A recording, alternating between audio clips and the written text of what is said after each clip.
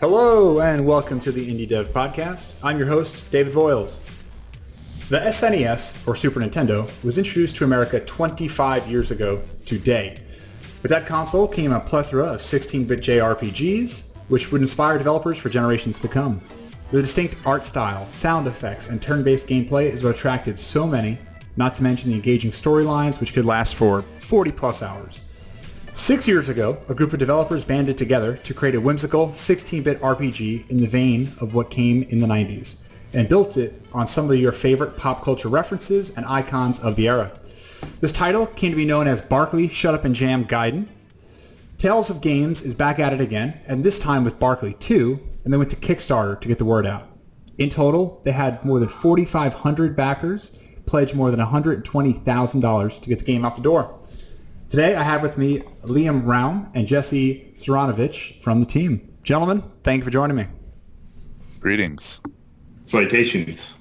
Perfect. That was probably the longest intro I've had thus far. There's a lot of work. We've done a lot. We've got a lot done. So We're accomplished. Our origin story is pretty long, so you did a great job. All right. So I've done my research. That's a good sign. So why don't It was all wrong. It was all wrong, but it was lengthy. So I figured some of the numbers are probably off here or there. So why don't you give me, one paragraph pitch about what your game is or latest title, and then we'll go into how this all came to be. Well, we technically have two games. I'm gonna let GZ, as I call Jesse, do the pitch for the game that's being released next week, our secret game, and I'll talk about Barkley too. Secrets. I like secrets. Yeah. Yeah. So, most developers are always working on a bunch of things. Even if they have a main project, there's always like a side project. And there's a bunch of us working on Barkley 2, but we're releasing a game called Pazzo Jello Crusade. Pazzo Jello Crusade. That's right. It's a mouthful. And I bet you can't wait to get your hands on it with a name like that. Yeah, really. That's Pazzo, P-O-Z-Z-O. Oh, okay. Pazzo. The titular character, Pazzo. Okay, that makes sense then, I suppose. Well, no, it surely doesn't make any sense, but... None of it makes sense. Well, kind of like your other titles that have come out in the past. Yeah. Okay, so Pazzo Jelly Crusade, give us a rundown of what this is about. It's a demented puzzle game. Okay. I think that's the best way to describe it. It's similar humor of what you would expect from the Tog Boys. And it's coming out on the 1st of the next month. Is this out already? I'm looking at on Game Maker Games. Someone just seems to have done a review. Oh, wait a minute. Wow, this is... This is the much-awaited remake of the 2005 breakout hit. I was going to say, this looks a bit old at this point. Yeah, I'd possibly check that link and see if it works. Okay, and can I share this with the public, or...? Certainly. I don't know. Yeah, all right, go for it. Okay, here we go. Hot and fresh out the kitchen. This is the first time anybody's really... We streamed a very, very, very short playthrough last night on our artists stream. And so... This little green guy and the yellow guy kind of remind me of Meatwad from not Super Time Force. What's the word I'm thinking of? It's got Frylock, Meatwad, Aqua Teen Hunger Force. Yeah. The other developer, his name is Laz or Stinko or the Big Bang Gamer. We're not really sure what he goes by. Great names. But he's also known as the Finnish Meatwad. Seriously. Yeah. So there's some correlation there. Okay, so you have a Canadian, a New Yorker, and a Finnish person working on games all on one team. Mm-hmm. All right, diverse. I like it. So what's the idea behind Pazzo? There is no idea. Okay. I hate to disappoint. There is no idea. Hey, look, we've all got to start somewhere, so that's fine. Yeah. I just noticed that the popular user-defined tags for this product is strategy. Not puzzle, strategy. I like that. So this as GZ was saying, it's sort of because Barkley 2 is been on such a long run, and so much of it is reliant on a person doing one part and another developer making another part of it. There's a lot of downtime, specifically with a lot of Barkley's mini games and little side quests and things. Pazzo just sort of came about specifically GZ and Laz the Finnish Meatwad's free time, I guess, in between tasks of Barkley. So they turned it into a full game. And Sweet. Tales of Games is happy to present it out to the world. Well, it's about time it got out. Well, how long have you been working on this? I don't know if on and off, maybe 2 months. Nice. The thing is, the game structurally already existed because it had puzzles. Yeah. And then most of it was updating it to be modern, like HD graphics, slightly better levels, things like that. We added teledildonics. Can you explain what that is? It's like blast processing. No. Teledildonics is slightly different. In the future of the world, when humans don't actually have physical contact with each other, and their entire relationships are built online, yes. Teledildonics will be the means with which you get physically intimate with another person by transmitting a signal or information from one person to the next person's apparatus, and that apparatus giving you gratification. You guys have been watching entirely too much Demolition Man. This game is possibly the first game, surely the first indie game, I'm going to guess, that features teledildonics support. Teledildonics is what you call it. Teledildonics, that is correct. Tales of Games is paving the way of teledildonics in your living room. Yeah. So I mean, surely you've seen the scene before in Demolition Man when Sandra Bullock. Of course. Okay. Okay. I've got this playing in the background now for people who maybe never seen it before. Yep. That's one of my favorite scenes in that movie. Right, because it's like such a foreign concept. At least 23 years ago when the movie came out. But looking at it today, and based on what you're saying, especially when you realize how many people have not necessarily sexual relationships, but just social relationships online, like this is something that's completely practical. That is correct. I think we call it texting or sexting today, right? So it's this sexting is the foreplay of this entire new way to express yourself intimately. And Pazzo's breaking the ice, let's just say. Yeah, you got going deep with this one. Yeah, paving the way to a dark future. Yeah. To a dark and gratifying future. Okay, so you have a dark future. Let's go back to your past. What was the first well-known title that you gentlemen had worked on? That was Barkley Shut and Jam Gaiden. Okay. Can you give us a quick background on how that got started? Well, it got started with my brother and his online friend. My brother goes by Bort, and the other guy is C-Boy-RD. And they started with a... we know each other by our screen names just as much, and this is before anybody ever met each other. Right. They started with a RPG Maker kind of concept, jokey game called Barkley Shut and Jam Gaiden, the unofficial sequel to the actual, I think originally Barkley Genesis game, yeah. Barkley Shut and Jam, and it was a joke and it was trash until. Your boy GZ here stepped in, and I'll let him take over. He turned it from the RPG Maker swill that it was into, not that RPG Maker itself is swill, but the project itself was, and he turned it into Game Maker and the robust experience that is beloved by millions. Yeah, at the time, RPG Maker wasn't too technical, and right. Neither of them were too technical in terms of making games. So that was the big thing that the game was lacking. And how I got involved was I literally just played the demo like everyone else did. Like, I played it, I liked it, but I could see that there was a lot of issues with it. So that's when I got involved, and I think that was for the best because a lot of indie teams out there, you can't have all the skills. It's very rare for someone to have, Chef is great at music. He's great at writing. Brian, he's a legendary quest designer, let's say. The old home quest. So he has lots of experience playing JRPGs growing up, I'm assuming. Yeah, they're both obsessed. I would say probably of all, I am the least experienced when it comes to games. So that's how we balanced each other out. Okay. They had the more arcane RPG knowledge, and I had more skills. Tech savvy. Skills. Yes, that's correct.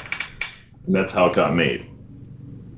Okay, so you had this silly idea for an old game based on Charles Barkley Shut Up and Jam from the SNES and Genesis era, which, by the way, I rented at Blockbuster about 20 years ago. And I was somewhat disappointed because it's kind of like an NBA Jam knockoff, Yeah, I also rented it, and it's not good. It's not good. Yeah, well, it's like almost, actually, it's definitely better than the game Michael Jordan had. It's like Michael Jordan Trouble in Windy City. I don't know if you remember that. Chaos in the Windy City. Well, that's half of the sprites in one come from Chaos in the Windy City. Oh, seriously? Yeah. Oh, man. Yeah, I mean, that game, I rented that thinking, I love Michael Jordan, Space Jam is the shit, and then all of a sudden I go to play it, and you're just lobbing basketballs at people the entire time. It was so bad. Well, not the entire time. Did you know that you can also throw baseballs in it? No, really? Yeah, you can throw baseballs in it. Oh, this is like during that 1 year hiatus when he left the NBA to try to career in the MLB. Yeah, a little Easter egg there. They'd throw a baseball. Wow. Yeah, and to think this was I guess a AAA title of its time too. Yeah. Kind of ridiculous. Okay, so you have sprites from these games and silly idea. Loved RPGs growing up, and I guess how did you either of you get involved? Who started it? How long across the way did you guys get involved in all this? Get your hands on it. Well, for me, it was I probably got involved 3 months after the game's inception. Okay. And then it probably took another year to finish. And I mean, part of the reason also that we used beyond being funny using Rift graphics. Yeah. We didn't have any artists on the team. We had people who were contributing. Yep. 2 of the people who contributed graphics ended up working on Barkley too. But I mean, it's hard to get people, convince people to work on a joke game for a year. So stealing graphics was our best option at that point. Yeah, definitely. And were you ever worried, about someone kind of bringing the ban hammer on you or, getting upset? I think that's the biggest misconception out there. I'm sure everyone's heard stories about games being shut down. Yeah. But I think it's Nintendo. Yeah, but I mean, it's so easy to change graphics. I couldn't understand anyone ever being worried about something like that. If anything did happen, it wouldn't be hard for us to replace stuff. Right, because a lot of it, I guess it tends to be placeholder. Also, one guy looks like Gary Payton, Balthios. That's from, honestly, I don't know what the avatar is from, but what was the game? Man, we just... Excalibur. Excalibur. 2047 or whatever it's called. Yeah. Oh, God. This is great. And I grew up loving basketball. So I live right outside of Philadelphia. Charles Barkley, obviously a local hero here because he played for the 76ers. He actually has a place about 1 block away from me, too. But he spends most of his time in Atlanta. It's just funny to see people kind of, pick the round mound of rebound as, the main focus for such a bizarre game. Yeah, none of us actually care that much about basketball. That's another thing that should be pointed out. Yeah, I mean, I think one of the things there's a lot of humor in it, but a lot of people ask us what, how did you guys come across, why Charles Barkley? Why Charles Barkley? And it's sort of Barkley versus Godzilla was out, came out, 20 years before this game, right? So I mean, Barkley it's pretty rich. It's fertile ground for that kind of thing. So it was definitely not a flash of genius necessarily from that end.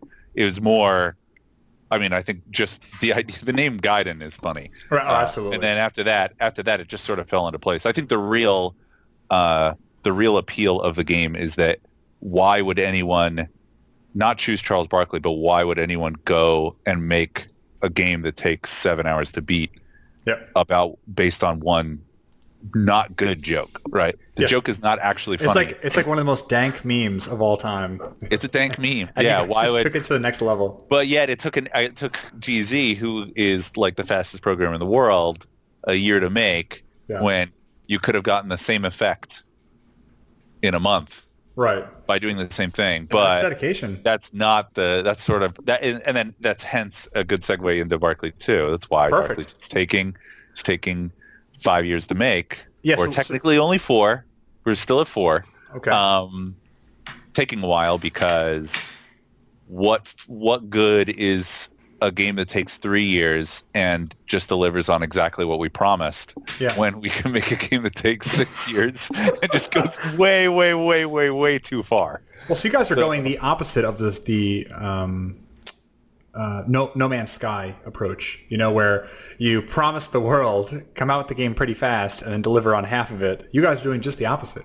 Well, and there's actually nothing wrong with that at all. And surely Barkley will have... I think Barkley 2 is going to be crazier and definitely more insane than what we promised, but there will surely be some stuff that we promised that aren't in the game. Yeah. 100%. Because we have, when you pitch a game or when you talk about a game that doesn't exist yet, from a developer standpoint, you're just pointing to drawings on a whiteboard. You're not actually pointing to code that actually functions. So definitely there will be some things that are not in there that we thought were really cool, and man, we cut stuff out every day now.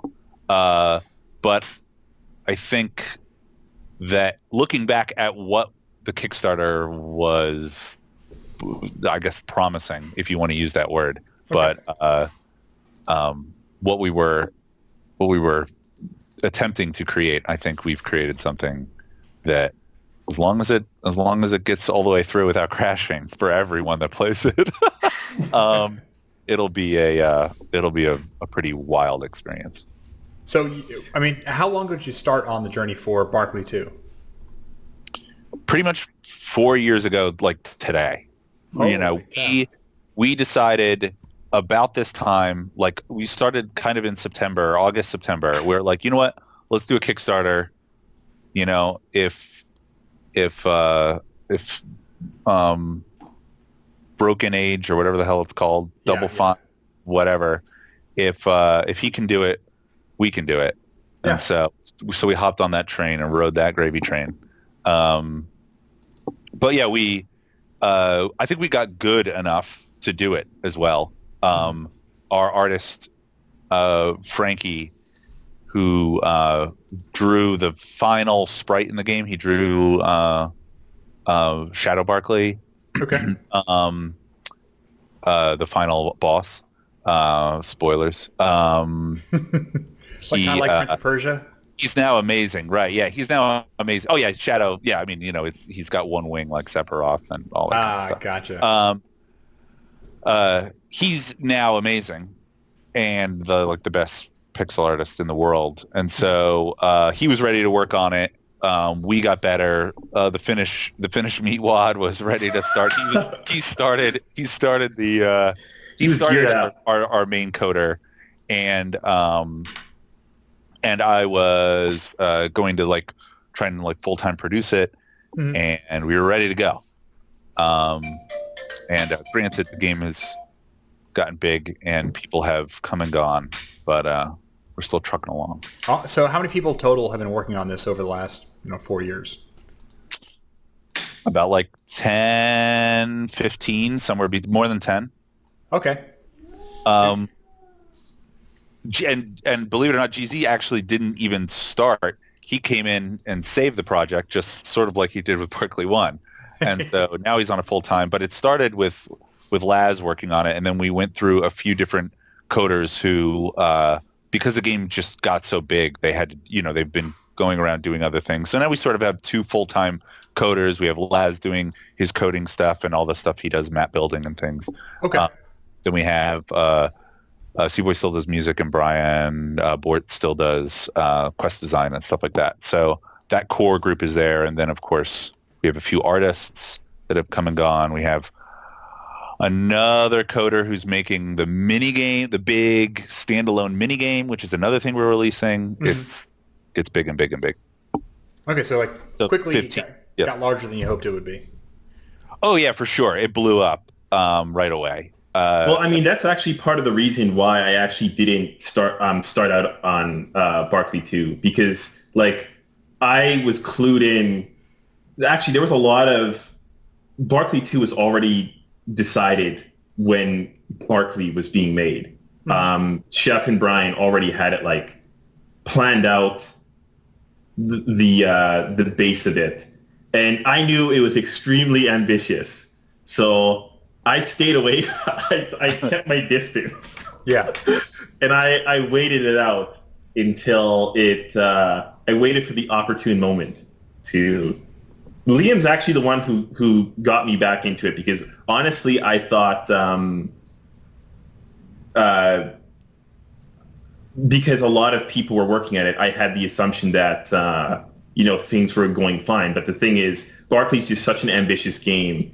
The thing that I think lacked the most is just someone who could understand general aspects of everything. Right. And that's more or less what I do. I do a little bit of this, do a little bit of that, and that's key, because a lot of the stuff in the game, everything is very segmented. Someone will work just on this part or just on that part, but then you need someone who can link it together. So that's more or less what I'm doing. Greasing the wheels. Yeah. That's a very good way of looking at it. And had any of you worked on games before this? Do you work on games for a living right now? Well, I used to do games on Xbox Indie. And oh, nice. Xbox Live Indie Games, XBlig. Yep. Awesome. Your name sounds familiar, but I don't exactly know. Were you just a community guy? I started the same way, making games on Xbox Indie Games. And then I helped coordinate. We had a summer uprising and a winter uprising, where we essentially got 10 developers together every year to market their games with Microsoft. We did that, got the word out about it, and then years later I was hired by Microsoft to work with game developers. So that's what I do now. Yeah, I mean, the weird thing is Xbox Indie had a really bad reputation amongst indie developers, but I thought it was great for me. I made games on it for I think 2 or 3 years, and that was paying my bills for those 2 and 3 years. Right. But the thing is, I think with a lot of indie developers, and I fell into the same trap, is you always want to do better than the last project. And when that happens, it's very easy to not release stuff consistently. Right. And that's the big problem. So basically, I was consistently releasing, I think I released 8 games on Xbox Indie. And then I decided, I got to do something big here. And then that's kind of another reason why I got back into Barkley 2, because, I mean, if you want to make a big game, you got to work with other people. Absolutely. And I saw that Barkley 2 already had stuff, and there's some talented folks on Barkley 2, so I thought it was a good move.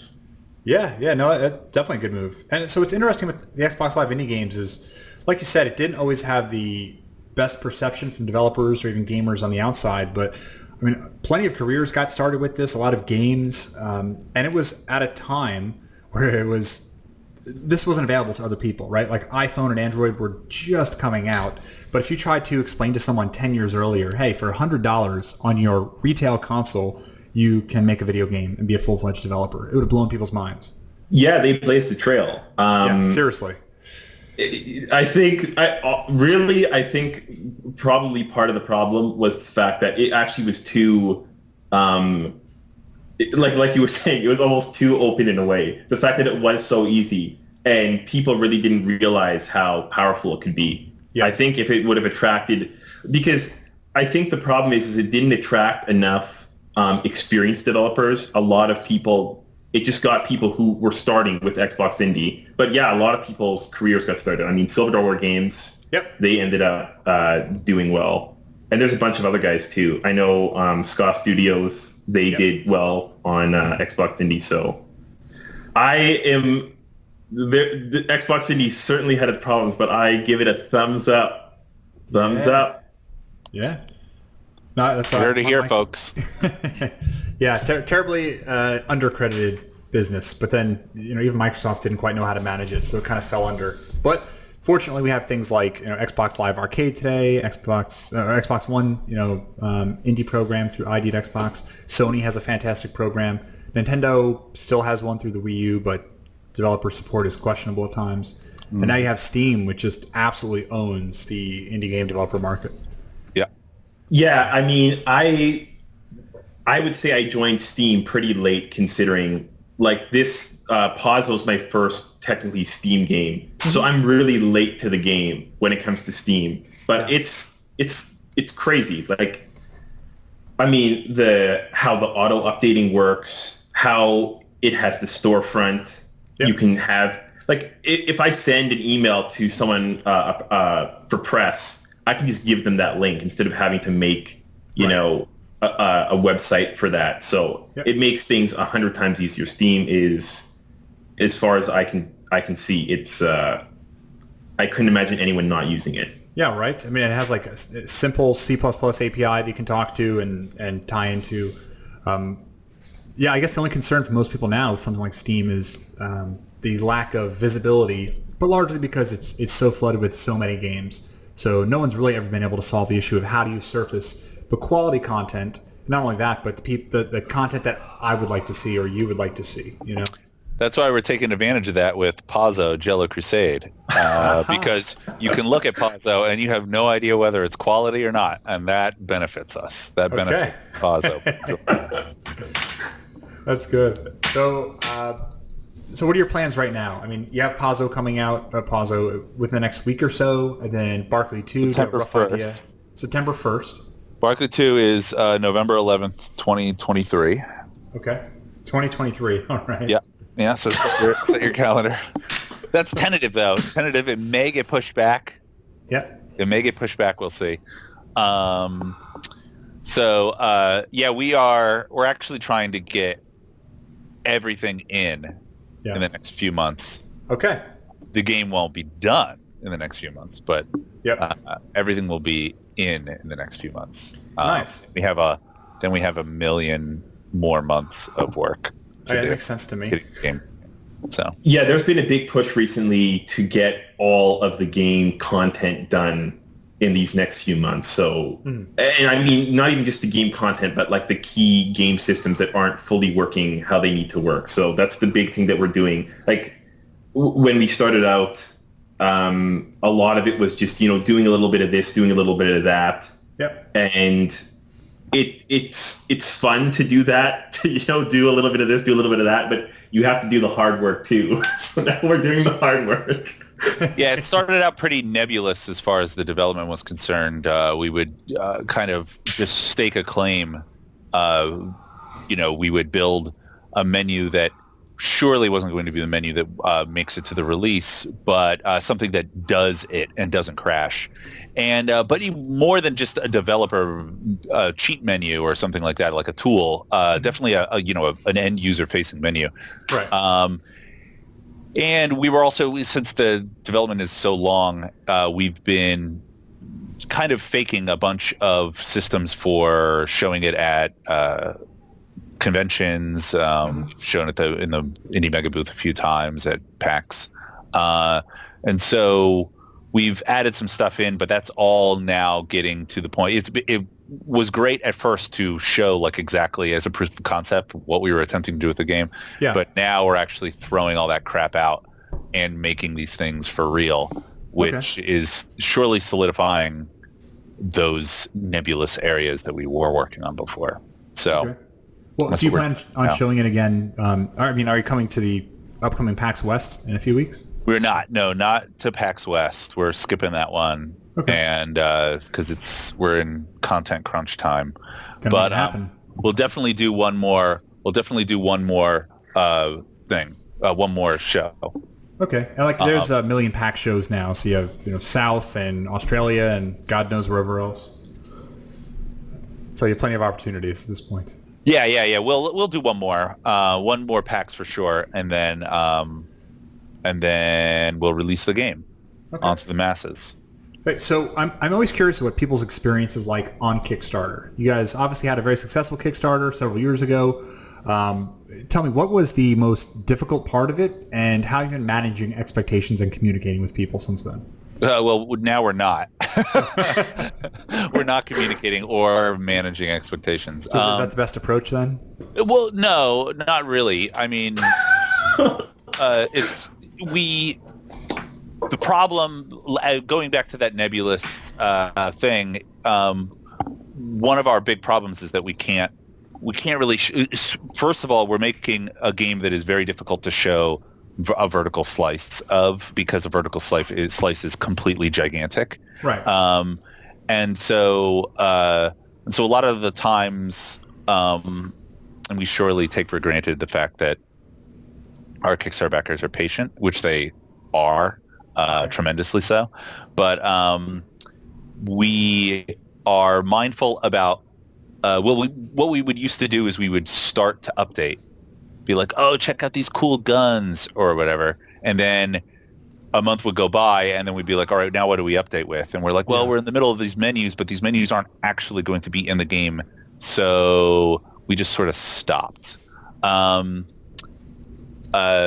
far, the backlash has been very minimal, thank God. Okay. And surely people are every once in a while, upset and like, oh, this game's never coming out, which is perfectly fine, and they have every right to believe that because we don't update.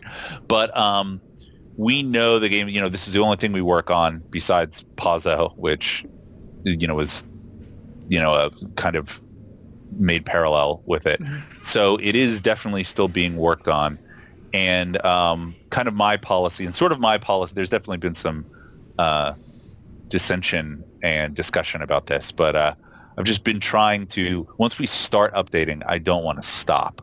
And it's really a pain, or it's embarrassing to be like, check it out, guys, we're really excited, we're going to show you all this stuff, and then not have anything for the next week, or not have anything. Yeah.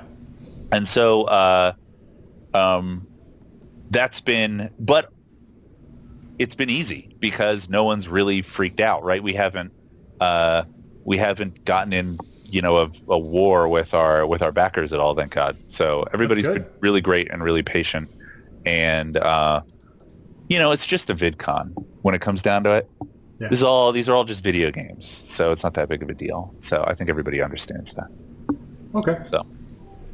I mean, one other thing I'd also like to point out is the fact that there is actually, this is, going off of an original game. Like, there's a lot of Kickstarters where it's just some people who've never made a game before. I would say, between people who've worked on Barkley 2, there's probably 50 games that have been made. Like, I've made 20. Frankie's probably made 30 or something crazy amount. Laz has made 10. And we've been doing this for a really long time, so it's not a lot of people. I think they especially the newer teams, they'll go on Kickstarter. Game development is really, really, really hard, and absolutely. Someone who hasn't made a game, or even yet a game of length, something that took more than, let's say, 6 months.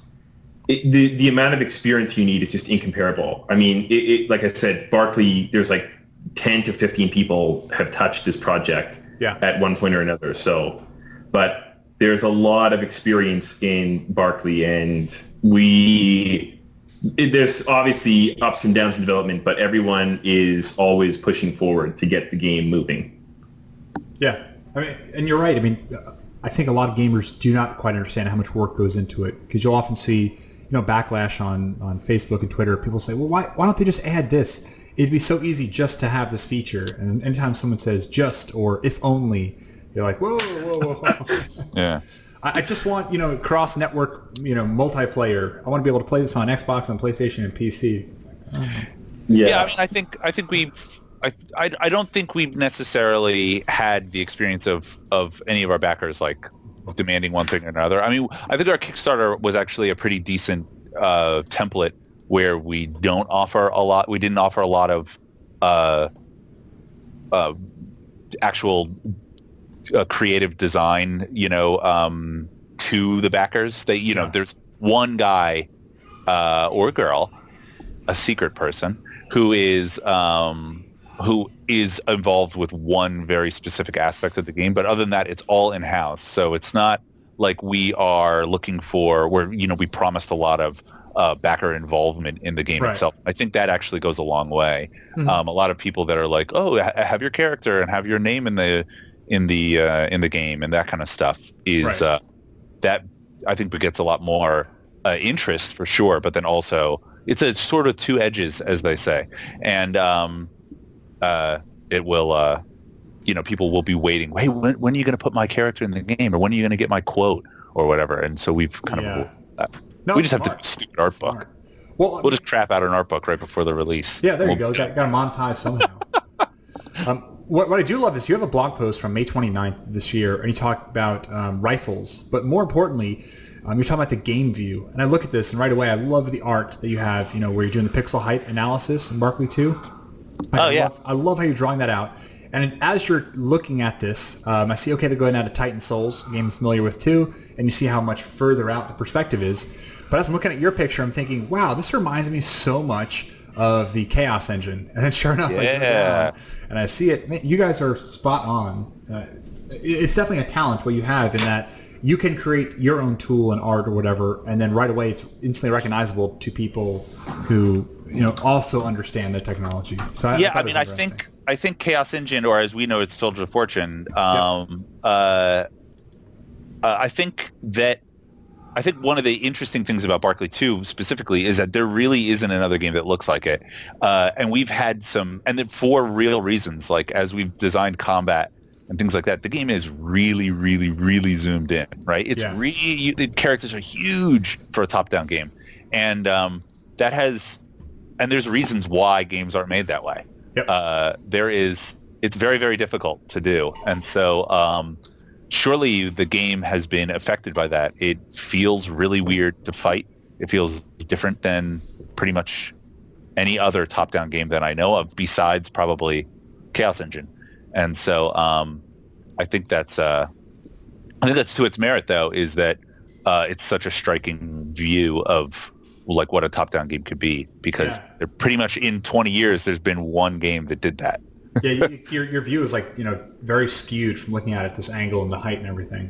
Mm-hmm. Yeah, that and Zombies Ate My Neighbors is the only other game. Those are the only two games that we know of that really, really, really look like that. Yeah, especially when you see how limited you are at the number of pixels you have. Only 384 by 240. Right. Yeah, so not a lot to work with there.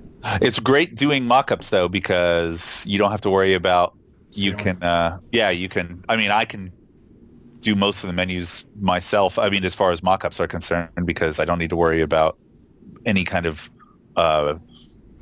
design or art piece on it, because they're all just going to be square, because that's all we can afford because of the screen's so small. So, but yeah, I was hoping that somebody would be interested in that, because I wasn't totally sure if screen size meant anything to somebody. But it's definitely one of the bigger contributors to exactly how the game feels, is how close in we are. But it gets to show off Frankie's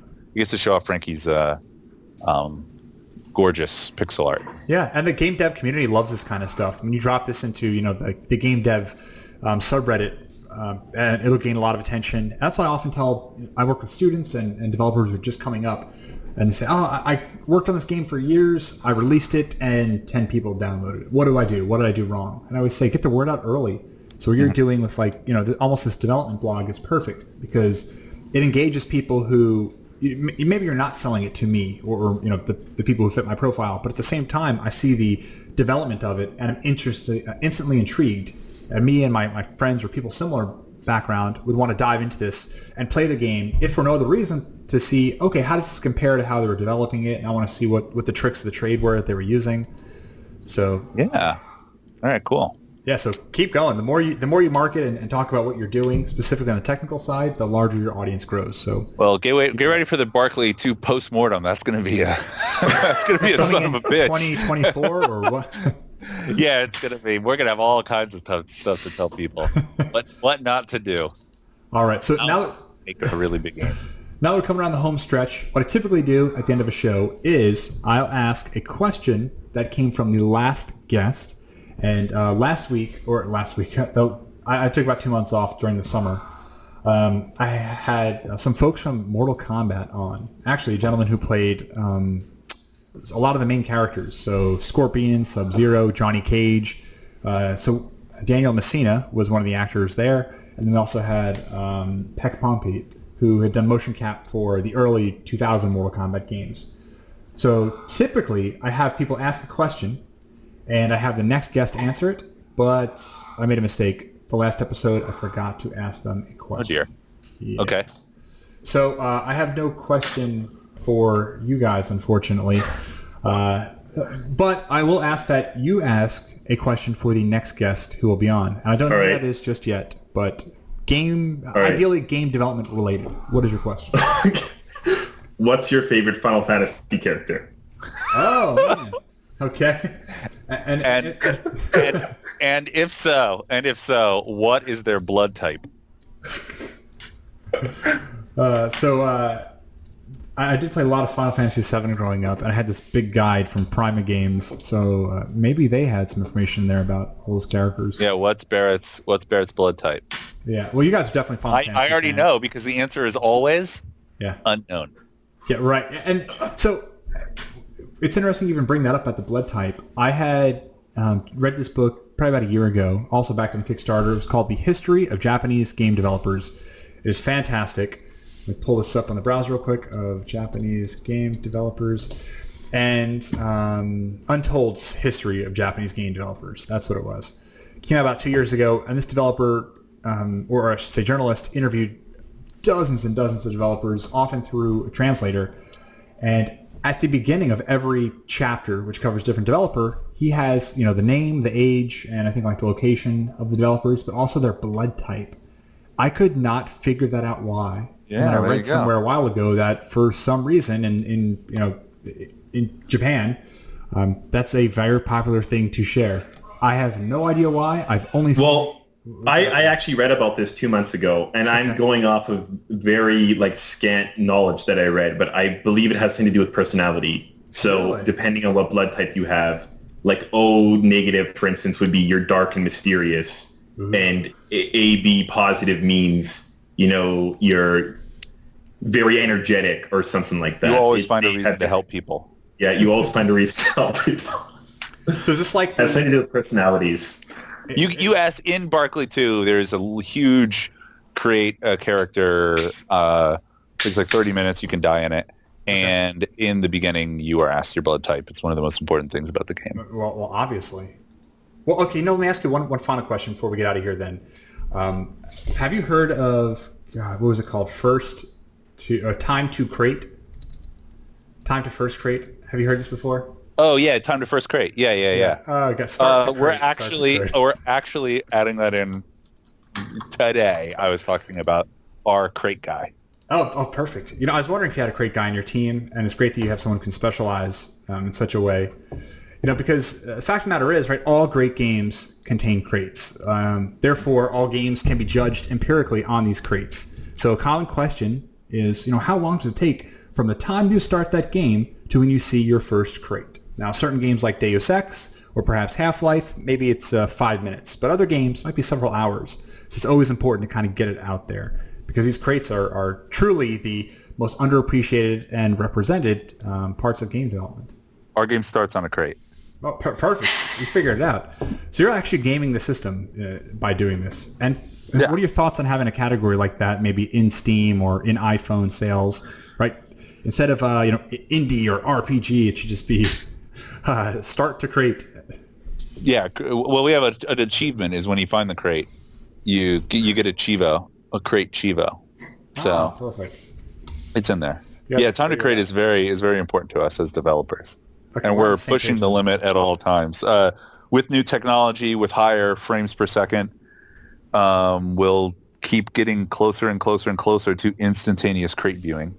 Yeah, but right now, Barkley runs at 17 frames per second. So right now we're a little slow. Yeah, pushing the limits. We'll get there. All right, well, gentlemen, thank you very much again for joining. And before we go, do you have any social media links you'd like to hand out? Twitter, how can we follow you? How can we reach out to the folks behind this gem? Just keep a lookout for our second Kickstarter, Barkley 2, to finish it. And Barkley 2 Kickstarter, the first one, and Tales of Games on Twitter. We'll start updating fairly soon, or a little longer than you think. Perfect. Well, thank you again, guys. And that's it for this time. And I'll see you on the next episode of the Indie Dev Podcast.